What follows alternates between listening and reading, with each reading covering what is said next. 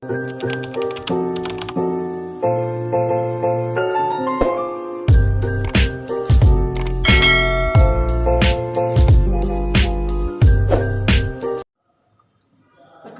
nama saya Bertania Angelina Saiman, NPM 20104010. Saya mahasiswa program studi pendidikan matematika di Universitas Katolik Santo Paulus Ruteng. Di sini saya akan menjelaskan bagaimana membuat grafik fungsi kuadrat pada aplikasi GeoGebra. Oke, teman-teman, ini adalah tampilan pada aplikasi GeoGebra yang akan saya gunakan. Untuk diketahui, bentuk umum dari fungsi kuadrat yaitu Y sama dengan AX kuadrat plus BX plus C. Nah, ini adalah grafik fungsi kuadratnya. Oke. Di mana nilai A, B, dan C ini dapat mempengaruhi grafik fungsi kuadrat ini. Misalkan nilai A ini bernilai positif, maka grafik itu akan terbuka ke atas. Nah, ketika nilai A ini bernilai negatif, maka grafiknya akan terbuka ke bawah. Atau kita dapat simpulkan seperti ini. Jika A-nya lebih besar dari 0, maka grafik fungsi akan terbuka ke atas. Ketika A ini lebih besar dari 0, maka dia akan terbuka ke atas.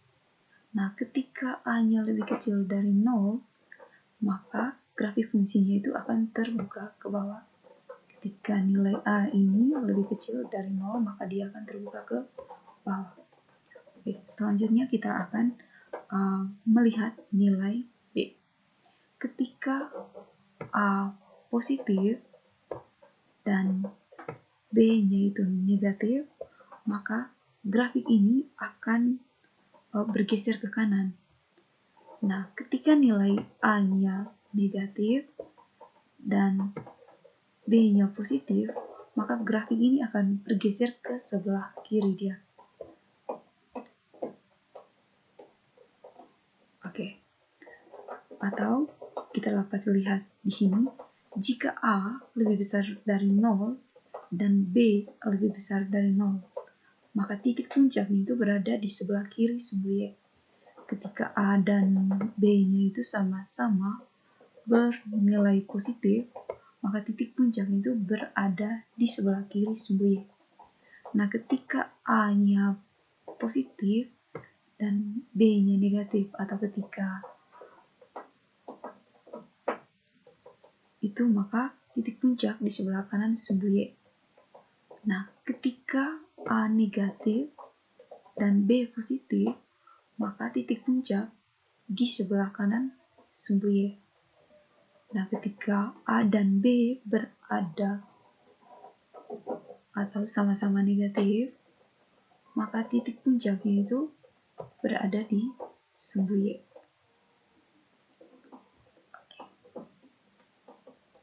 Oke, jadi kita dapat simpulkan, jika A lebih dikali dengan B itu lebih besar dari 0, maka titik puncak itu berada di sebelah kiri sumbu Y. Ketika A dikali B itu lebih kecil dari 0, maka titik puncaknya itu berada di sebelah kanan sumbu Y. Oke, sekarang kita akan melihat nilai C. Kita geserkan nilai C ini. Ketika nilai C-nya itu sama dengan 5,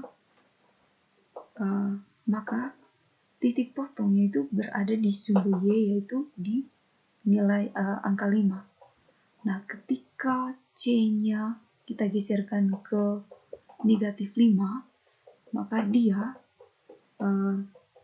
titik potongnya itu berada di sumbu Y, yaitu di negatif 5. Jadi, kita dapat simpulkan bahwa nilai C itu akan menentukan nilai perpotongan grafik pada sumbu Y.